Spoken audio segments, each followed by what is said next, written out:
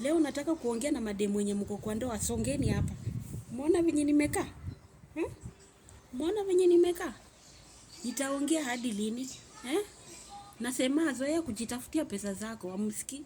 Siku moja utaachwa? Utahangaika? Na nakuuliza, wewe venye ulizaliwa ulipata hii cheating ikiwa?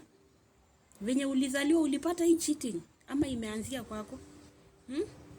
Haujaisikia mambo na cheating? Ndio uende uue watoto kisha ujimalize. Eti juu mzee ana cheat. Kati yako na mzee watoto wanaingilia wapi?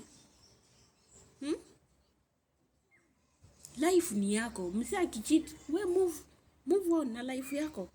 Kwani mtazikwa kwa kaburi moja, mtaeko kwa jeneza moja, mtaingia mbinguni mkiwa pamoja na mzee? Ama kila mtu ako na life yake? Kwa radio haujaisikia mambo na cheating na patanisho?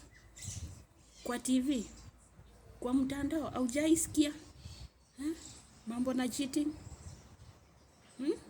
Nisisikie tena.